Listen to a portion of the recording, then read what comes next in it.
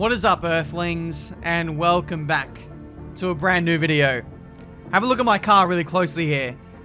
There's actually a hole in my engine cover, and that is the air filter, right where the Monster logo should be. That's something I've literally just noticed. So, yeah, I think it was Sebastian Vettel or Christian Horner at the Brazilian Grand Prix 2012. Seb might have had something similar. And apparently, the engine could have exploded or blown up or something like that. It's a miracle. Didn't happen to us. Anyway, I've segued a bit. Welcome to a brand new video. Episode number 99. We're 99, not out. Hopefully, Marduk Motorsport doesn't get bankrupt in between this episode and the next. It's unlikely. $238 million. Up against the cash reserves of this team. Speaking of money, we're going to spend a lot of it. I should have done the calculations. 15 mil plus 10. That's 25. We're upgrading the resource point generation. Oh god. I've already lost count.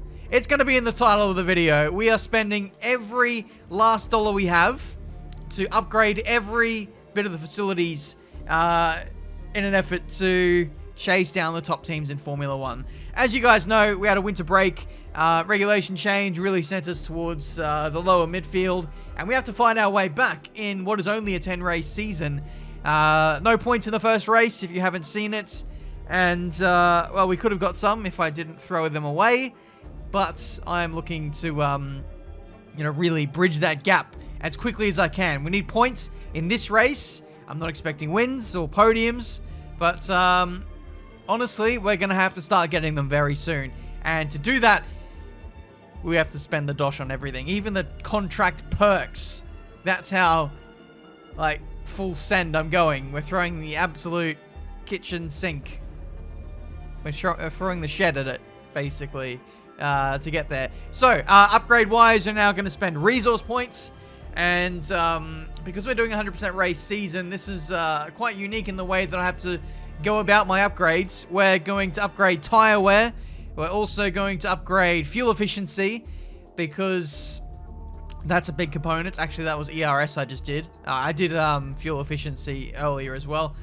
But yeah, all these kind of not so important upgrades of seasons gone by, all of a sudden are very important now, because the races are double in distance, and if your car is more efficient in looking after its resources, then we're going to rapidly fly towards the front in these longer races. So that's the logic behind it all. But heading into the next race, it's Vietnam, 100% race here. This is our 100th race, but this is not our 100th episode. So we'll save that for the next one. But yeah, you can see we've overtaken Ferrari in the performance index. The field is so close that you really have to zoom in to see where our line is and how we've overtaken them. But yeah, hopefully we can outperform where our car sits and get some big points, because we need to catch up in what is only a very short race season. So with all that out of the way, hopefully you guys go on to enjoy this video. Please leave a like, subscribe. We're getting very close to 600,000 subscribers now, which, yeah, I still don't know how we're here. I don't know when the ceiling is going to hit, where I'm going to be washed up and I'm... I don't know. But, yeah, it would be sick to hit 600,000 subscribers, I don't know, before the new F1 game comes out. That would be awesome. So if you haven't already, please subscribe, and that would be much appreciated. We're out of practice. And, yeah, that was my first few corners of driving the circuit.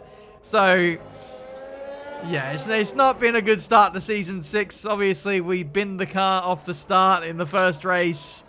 And now we've binned the car in our first laps in Vietnam. But in my defense, the setup that I've loaded for Vietnam is absolutely rubbish.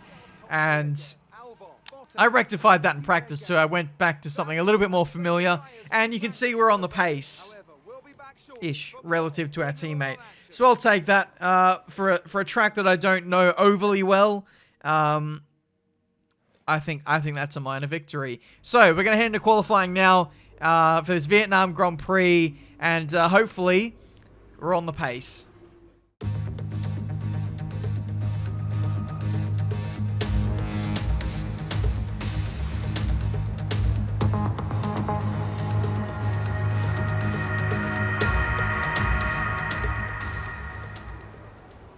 It's quality time then for Vietnam, a circuit which, you know what, I actually really liked at the start of this game's life cycle. I did do a 100% race and other races at the start of the game.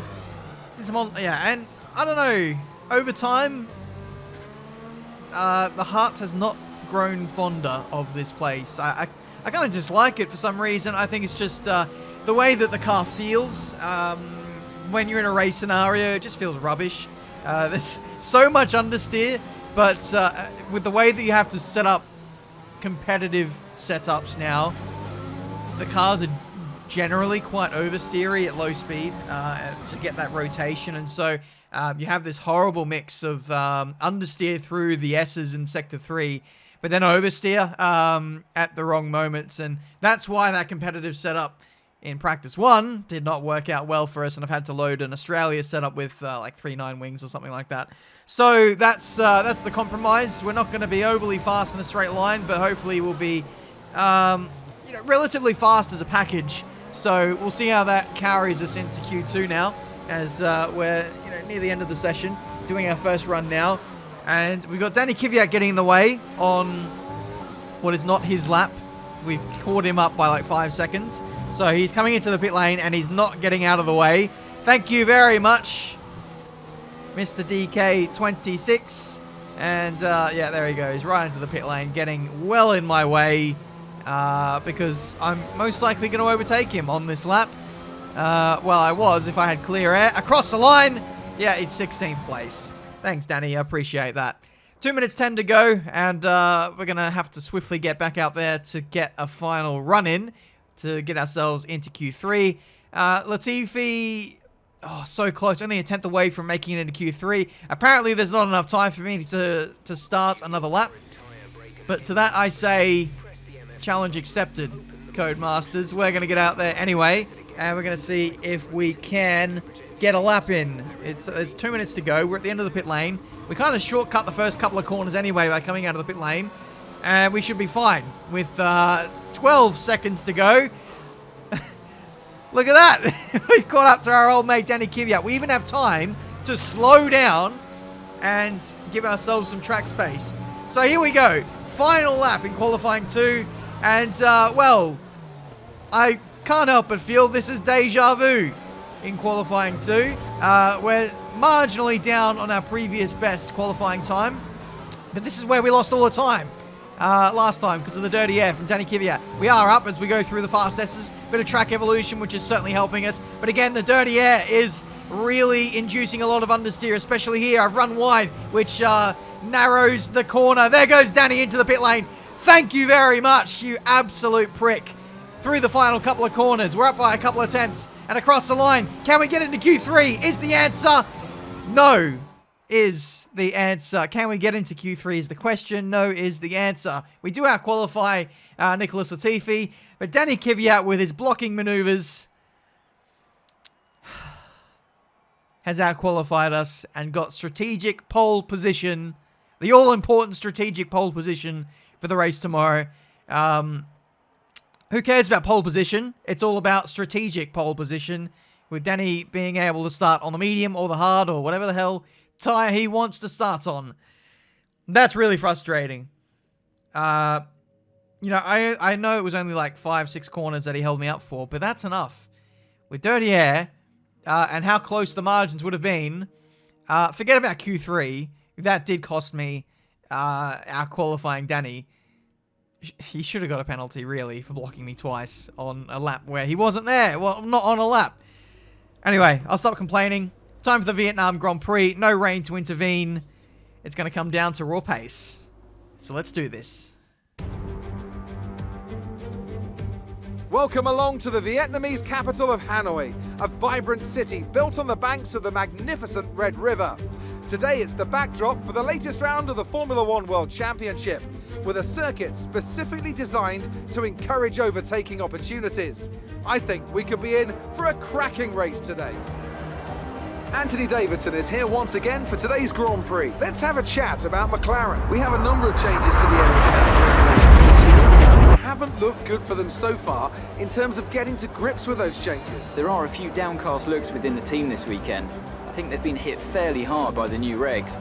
But this is only the first step down a long road of development, and even if they don't maximise their points today, there are plenty more up for grabs this season. It's time to see how our drivers are stacking up after yesterday's exciting qualifying session. Alexander Albon put in a great lap yesterday, and he'll start from pole position, and Valtteri Bottas will line up alongside. Moving on to the rest of the grid, we have Verstappen, Gasly, Lando Norris, and Ocon, Vettel, Stroll, Leclerc, and Carlos Sainz, Kvyat, Day, Nicholas Latifi, and Aitken, Russell, Hubert, Kevin Magnussen, and Mick Schumacher, Giovinazzi, De Vries, Ireland, and Nobuharu Matsushita. Which of these talented drivers will come out on top today? So, P12 on the grid.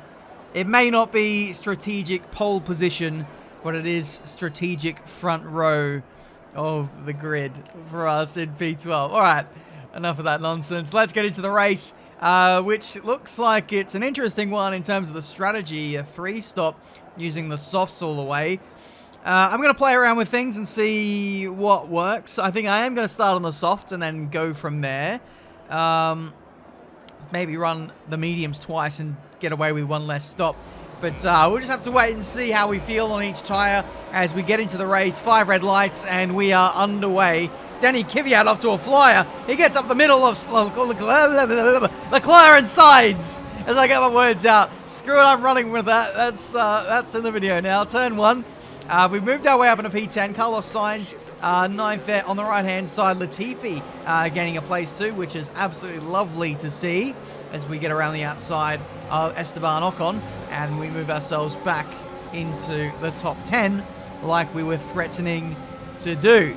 So, yeah, what can we do in this race?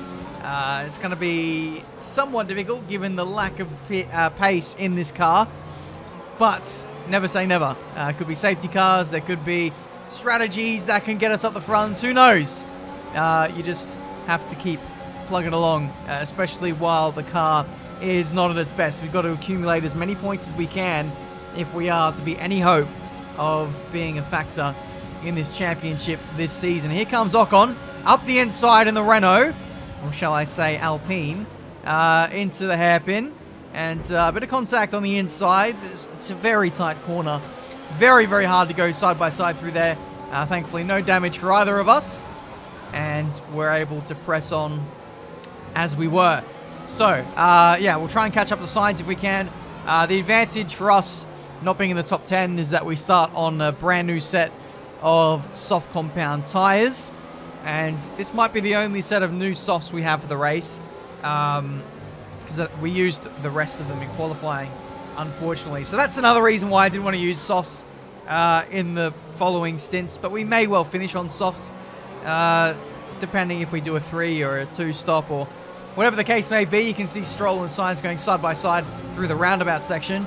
And now we're going to get a double slipstream off these guys. Hopefully, we will have DRS. No, not on this lap, on the next lap. Here comes Ocon. We had to block him off there. We're going to go to the inside and get 2 in 1 go if we can. Sainz squeezing to the inside. And we dive up the middle. Dive up the middle? Dive up the both of them. And we get up into 8th place. So, job done. You can see I'm very ecstatic with that move. Because it was quite a good one, to be honest. Sainz really squeezing me to the inside. I was kind of worried that I wasn't going to pull up the car at that point in the racetrack. And there was going to be a major accident. But we all got through there unscathed, and we can press on with our campaign of catching Danny Kvyat, the qualifying hot lap wrecker.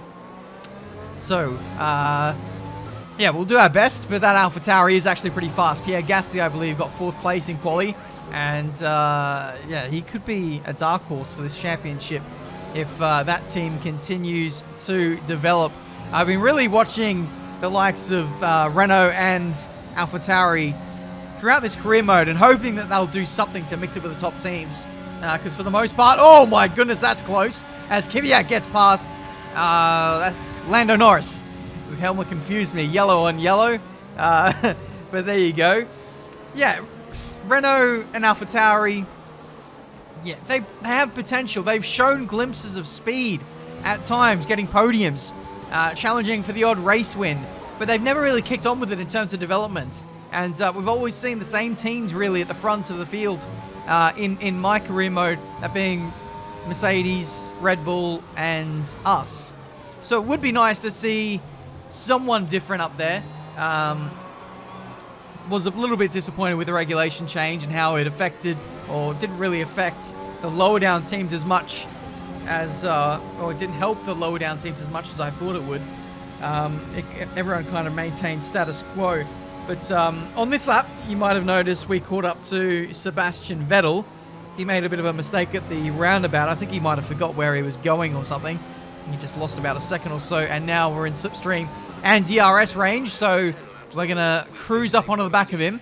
And I'm actually not going to overtake him. I'm going to use this opportunity to save fuel at this stage of the Grand Prix, and later we'll unleash the pace.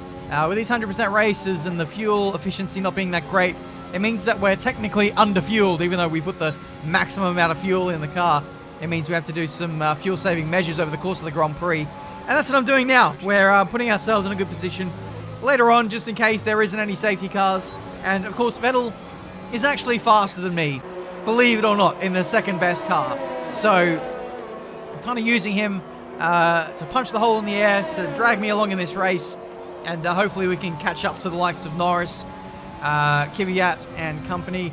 As we can see, a lot of people have already made their stops. Both Mercedes, Max Verstappen made his stop as well. Albon's just coming out of the pit lane now, our race leader, and is right on my chuff. So here we go, in the first sector. Oh, massive slide for Sebastian Vettel, and that's going to put him under pressure as we head down into the roundabout. Here comes Alexander Albon up the inside into said section, and he just squeezes through, makes contact with Vettel just in the braking zone there as well. He's going to try and hang around the outside. More contact between Albon and Vettel. These guys are fighting tooth and nail for the constructors and the drivers. Mercedes v Red Bull. And yeah, I bet the team would have instructed Vettel to hold up Albon as much as humanly possible, but didn't last very long. And that battle did it. Anyway, we're going to try and get past Vettel now on this back straight, and we're going to try and outbrake him around the outside of the hairpin, use the traction, in lean revs, then flick it up into standard and rich. Overtake is deployed, and that is job done. We have just overtaken the second best car. The second best car in the field. And Vettel rage quits from that stint, that set of tyres, and says, I want a new one, please. That's not me. That is my teammate Nicholas Latifi making his stop. We're carrying on, and we're holding up the progress of Valtteri Bottas in the Mercedes. So look at the grip difference here. It's sliding, understeer, no purchase in the front tyres, and it's sayonara to that position when it comes to letting Valtteri Bottas go. I chucked it down into lean revs, thought I'd let him go, get one DRS and slipstream usage from him on that back straight before he swiftly pissed off down the road. Pardon my French. So, into the pit lane we go. 17 laps in the books. And that's actually quite far into the Grand Prix on this set of tyres. The tyre wear numbers look a little bit lower than what I thought they were anticipated to be. So, we're going to go into mediums now. And we actually have a choice here. We can actually probably go to the end of the Grand Prix on this one set of medium compound tyres. Or, and this is the option that I probably will prefer, is we box again for softs at the end of the race. Or if a safety car comes out. As we exit the pit lane, we nearly hit the pit wall, went into the grass, and we've been undercut massively by Latifi, Ocon. Norris was already ahead of us, so don't worry about him. But Vettel is a long way down the road. He's like 5 or 6 seconds down the road. How is he 5 or 6 seconds down the road? I'm not too sure, because I only responded 1 lap after Vettel made his stop. But I'll digress. We tried to make a move on our teammate there down at the hairpin. Asked a little bit too much of the tyres, if I'm honest. I guess I overestimated how much grip there was on these mediums. But we'll go again on the next lap if we can. I'll be honest, the medium compound tyres don't feel that great. I thought I'd feel better than this on a new set of tyres. But anyway, we get the move done this time. Down into the hairpin. Latifi fights back around the outside. He's going to get squeezed out onto the curb every day of the week. And we just about get that job done. Here's the replay from his POV. You can see very tight on entry to the hairpin. Latifi actually made contact with us on the right-hand side. I threw up the hand of frustration. But, yeah, I really couldn't have left him any more space than that. Well, no, actually. No, I barely left him any space, is what I'm saying. He couldn't have left me any more space, is what I was trying to say. But we just about got through. Racing incident. And, you know, we'll move on with our day. Hopefully Latifi isn't too annoyed with me. Speaking of, he's now getting overtaken by Stroll, who is on a newer set of soft compound tyres himself in the Racing Point, which is either the 4th or 5th best car. So Stroll not having a good day in that one. He definitely needs to up his game if he's to get some big points today, as he's kind of been underperforming from what I remember in the first round. Anyway, here comes Max Verstappen coming out of the pit lane again for another set of soft compound tyres. So it looks like the AI are sticking to the strategy that I was presented at the start of the Grand Prix, that being a 3-stop, using softs and then finishing on mediums. Here comes, I was going to say Lawrence Stroll. Imagine the scene. So Lawrence Stroll driving his team's car. It's his son. He goes around the outside, and I have no answer to that. Nada. As he goes defensive down into the right-hander. Don't have the traction, don't have the grip to really fight that, and he is through. Here comes Max Verstappen now. Is this me? No, that's my teammate. As he goes round the outside again into the hairpin. Popular overtaking part of the circuit. You can see Latifi's caught up to me now. And, well, no, he's not caught up to me. Oh, we overtook him, but he's kind of making inroads on me once again. And Max Verstappen is dragging him along in this race. Ocon and Gasly make their stops. And they go on to another set of soft compound tyres. Max Verstappen has just rear-ended me. Going down into turn 1. Does he have damage, though? Probably. Maybe. We'll have to wait and see. Well, here's the replay. This is verification.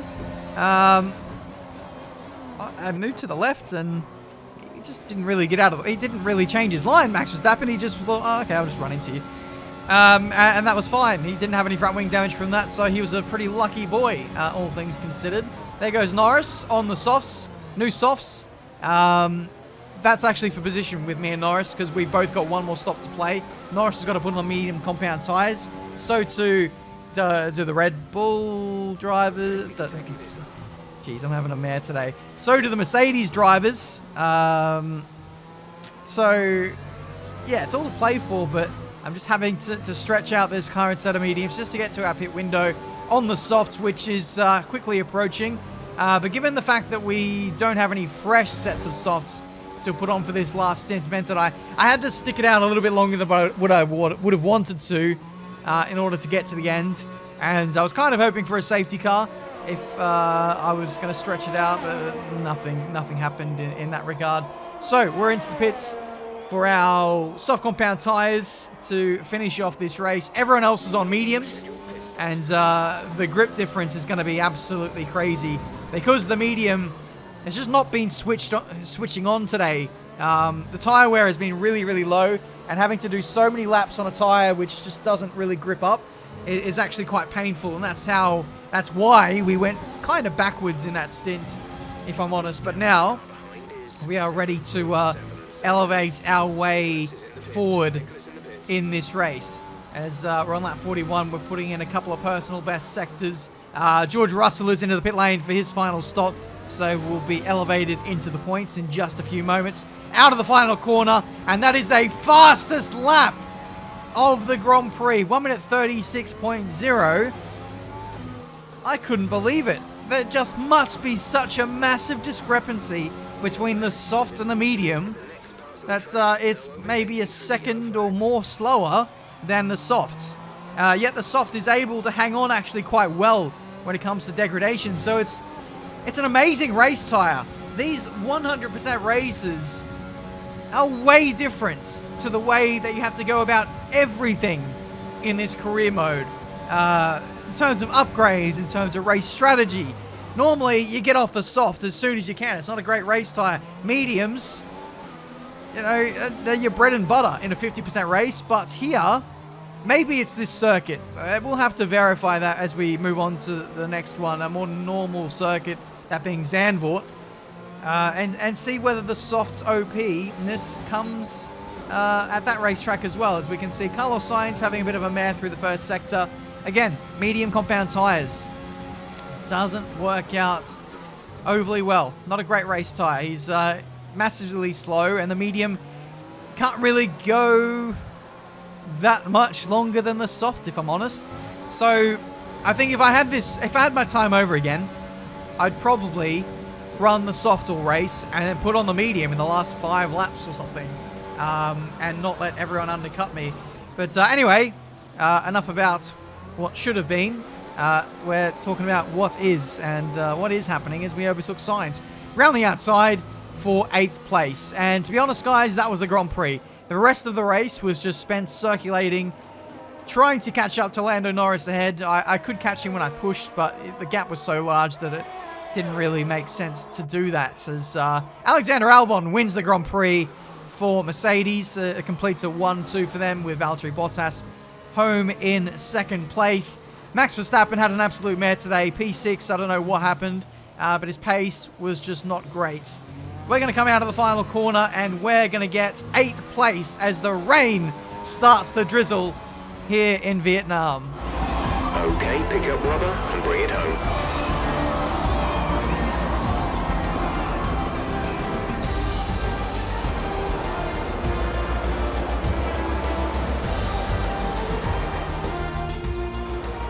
Here we are then, a fantastic Vietnam Grand Prix, and what a performance it was from our race winners today.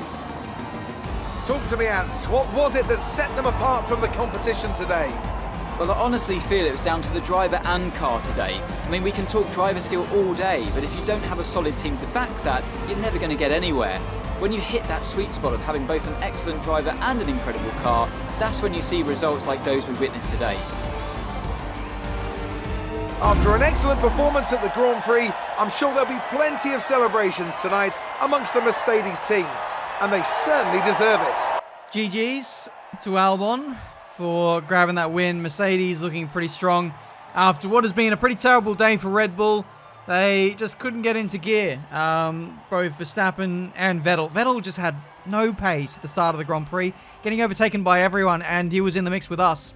But somehow, he managed to edge his nose ahead of Max Verstappen, doing one less stop. So, fair play. And also, fair play, as much as this pains me to say, to both the AlphaTauri boys, especially Kvyat, who went from strategic pole position to 4th place in the end. I think he got driver of the day. So, yeah, nice one for him. But that was our first point of the season. 2nd race for us. Look at the drivers' standings. Solid 4 drivers there in the mix for the win, I'd say. Kvyat in there, only 8 points away from the championship lead. So I was bigging up Pierre Gasly for winning the championship, being a dark horse.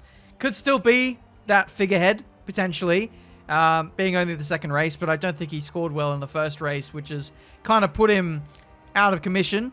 But here I am saying as if I'm going to be a big threat in this championship, and I've only got 4 points next to my name, so who knows? Development is everything, and that's going to be the storyline of this season, trying to get this car up as high as we can, as quick as we can.